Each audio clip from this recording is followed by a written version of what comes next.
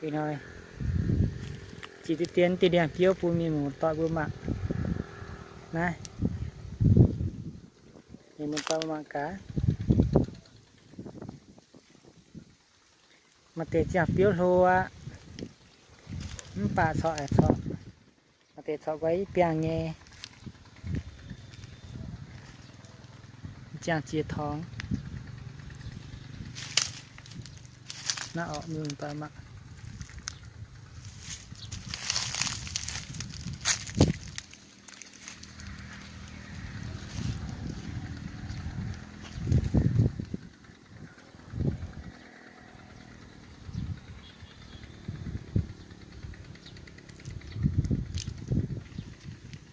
chàng chịu tên nát lên để xuống mình một tọa mạng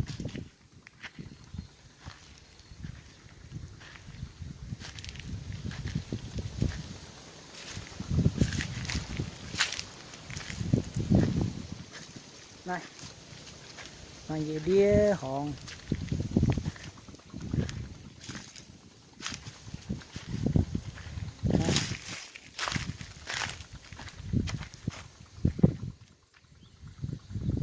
họ thì một tầm mang đĩa buông cô nhé qua wow, xuống như một cho đại liu nhẹ không ngàn mà nông lặng này thì quên bước cái lên của này tôi miền một tọa mặt như chọn đẹp phiếu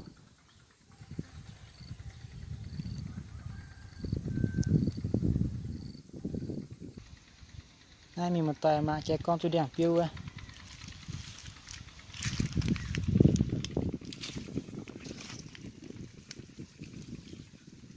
chỉ phát đẹp như một tọa mặt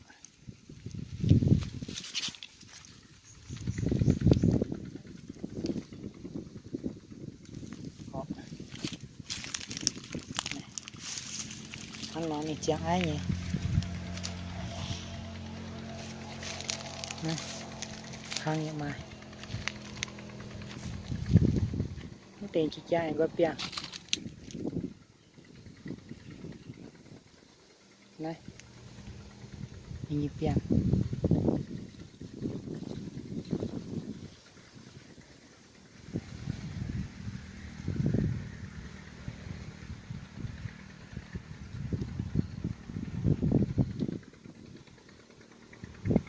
piu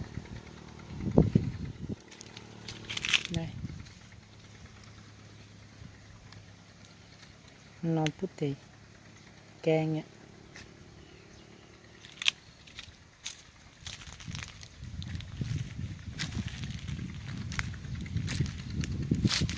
trồi nó ai họ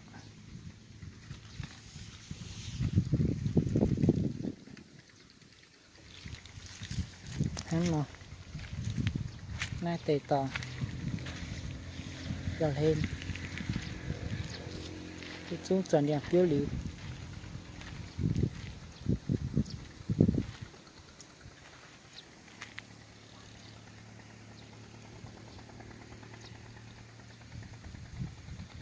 ngạn pù mà nó tiêu nó họ đèn chéo chia chéo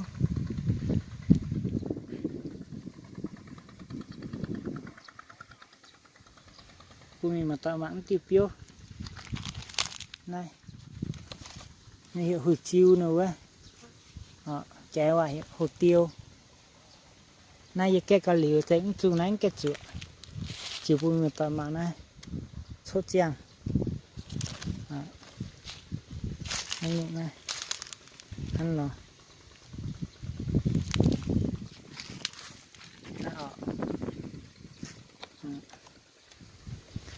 có bàn hồ thao thì cái ly nhỉ mắn chung cái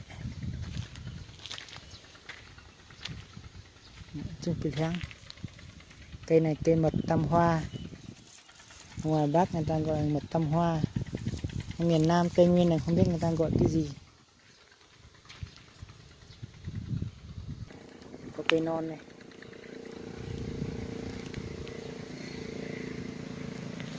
bạn xem này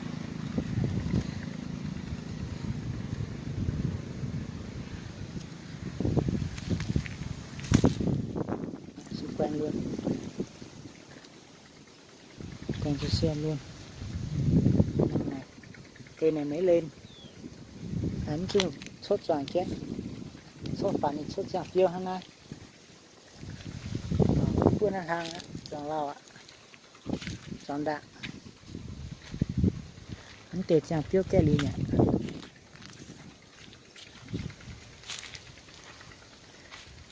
bang bỏ chèn rong ở cái chuông hụt chiu nữa quá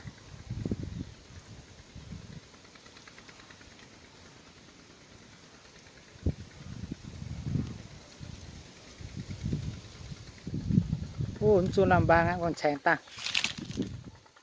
ô còn già thôi chia nhỉ này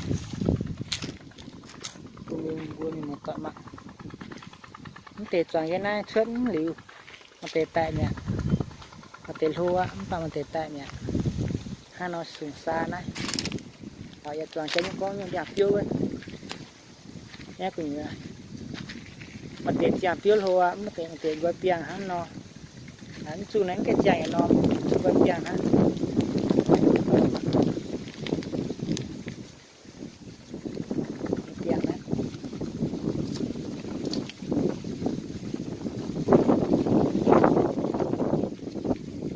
ô khi thả đào mà lô chú liếm lô còn già lô vậy cây này đổ rồi tí phải dựng lên gió to quá các bạn ơi cây này cây đều đủ đẹp quá ở mình mặt tỏi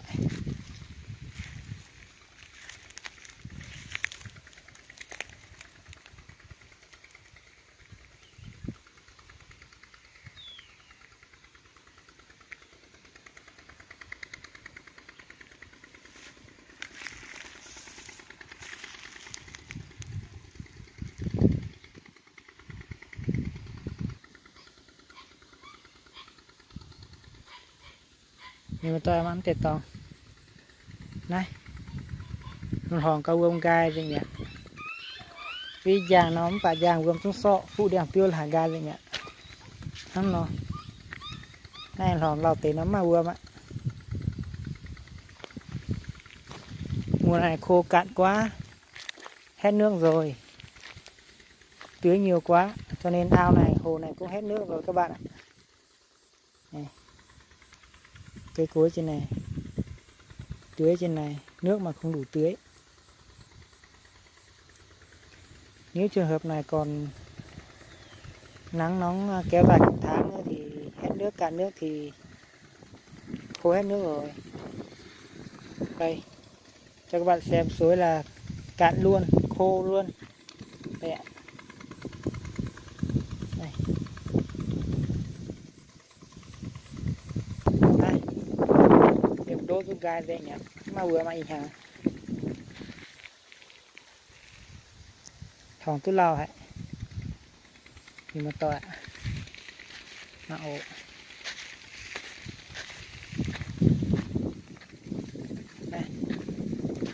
chú mình mà tọa bánh để kia đồ này so vừa mình bạ bánh cái na hám mà vừa mình hòn hả các bạn xem ống này ống người ta bắt để dẫn nước đi nhưng mà đã bắt ống rồi nhưng mà không có nước nguồn nước đã cạn rồi nhưng mà bắt ống để đấy này chung này đổ rác rất chi ô nhiễm môi trường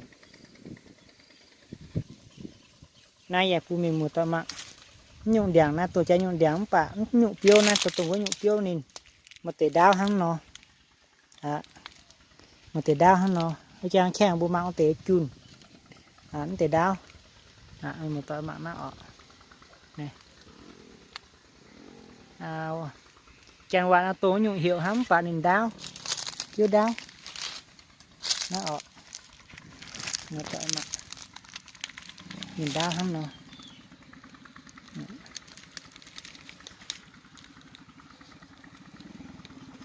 này là có hoa trái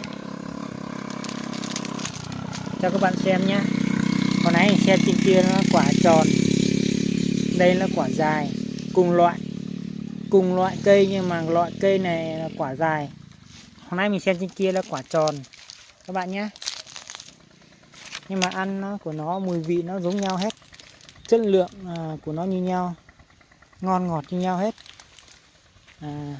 Quả này ăn rất là bổ người, rất là tốt cho sức khỏe. Cây bơ các bạn ạ. Nhưng mà có bạn nào ở Nam Tây Nguyên sẽ biết được cây này là quả gì, cây gì. Còn chỗ khác thì không biết các bạn ạ. Đây, hôm nay mình cho các bạn xem. Đó.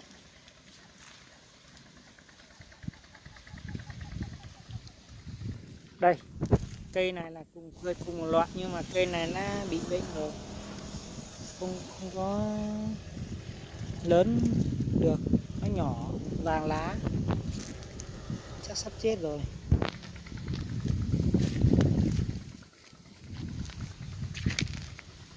Thôi các bạn ơi, đây có thể mình dựng tiêu này một chút, đổ rồi. Đây cho các bạn xem. Hồi nãy mình xem ở cái vườn dưới kia, vườn dưới này. Bây giờ mình sẽ lên trên cái vườn trên này, hồi nãy chỉ cho các bạn xem đó. Mình sẽ quay lên trên này cho vườn này cho các bạn xem. Đây cho các bạn xem vườn này các bạn ạ.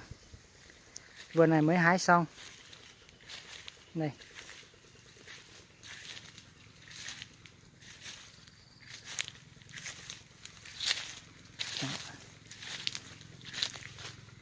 Vòng một vòng chụp một tọa mà họ đi quỳnh nó đậy.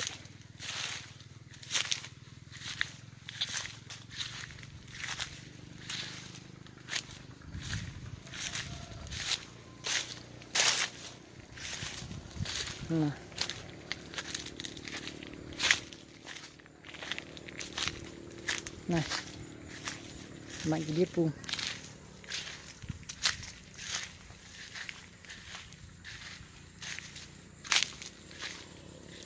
Hãy cho các bạn xem một vòng bên dưới này, trên đỉnh đồi nhìn xuống này các bạn xem, khi hơi tối.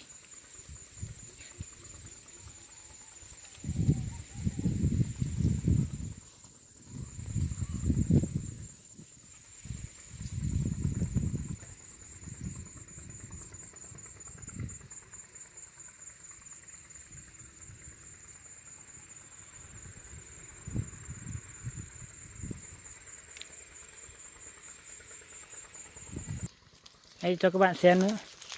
Hôm nay mình xem tính đầu tiên là quả tròn, thứ hai là quả dài.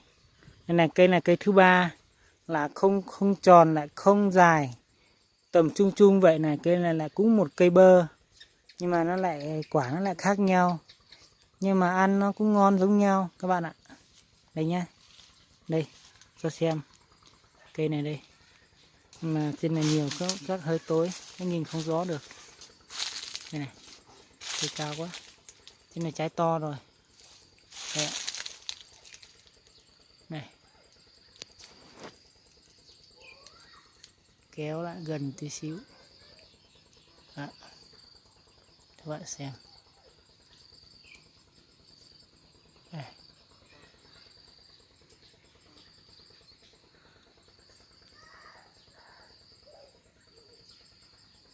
Đây.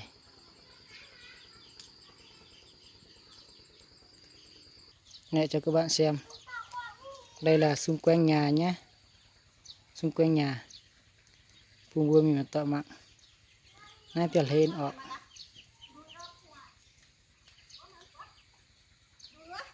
Đây.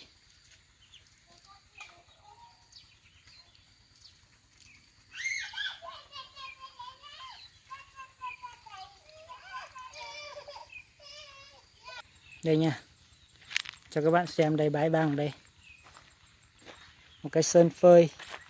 Ở đây nó bèn này biết đây. Phui tròn, phui cái này. Đó, một các bạn. Phui này chẳng con quá. hồ tiêu nè, hạt tiêu hồ chiu ở này kẹp phi này hắn nè liu á nhìn hắn tệ nó xích mới ạ anh mà tạo mạng cái đẹp tuồng bích châu bên dưới đường nhá, đây là mặt đường nhựa đường lộ nhá các bạn nhá. Đây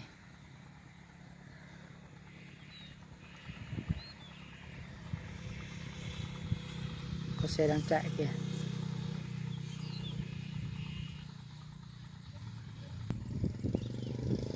Đó, xe đang chạy.